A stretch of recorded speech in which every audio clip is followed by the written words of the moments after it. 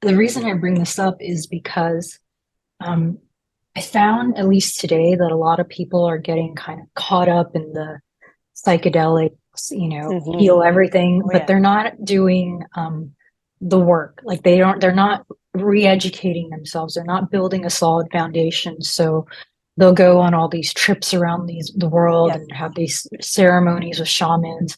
And then they come back to reality and have a very difficult time adjusting. And they just want to go on the next Yeah. trip and on the next trip. And unfortunately, some of them never come back. They go on to the next part of life. And so I'm curious, like, what are your thoughts? Because you actually sound like you do have that foundation and you're very grounded. So I'm curious, like, what kind of work have you done to have that grounding? Because I imagine you're not going out on the next ayahuasca trip, then looking for when's the next one? Like, you probably don't seek it anymore. I don't, and if I'm wrong, that's okay. You can Well, correct you picked me. up on me having a lot of experience in this realm.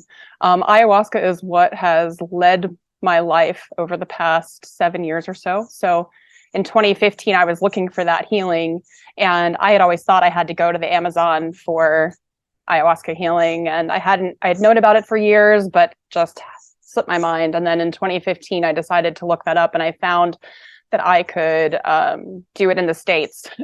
And there's a place 6 hours away from me that I could go. And I had a private ceremony, and I brought a friend with me. And that was the night that I saw that I had a mass of cancer in my stomach. Ayahuasca showed me this big black mass in my stomach and said, "This is where all that trauma is that you've been concerned about. And here it is. And you have the choice to let it go. And do you want to do that?" I was like, "Yeah." I spent hours letting that go. But then after that, and I learned all about her sense of humor.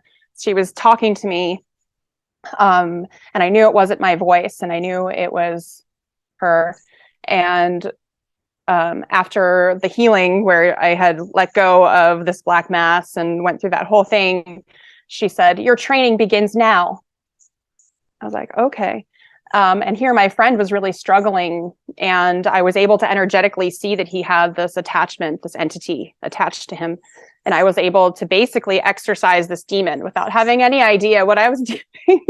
It was the strangest experience. And then the people leading it were just kind of like, "Okay, she knows what she's doing. Just listen to her," they were saying to my friend. And so then basically, I led him through this healing experience.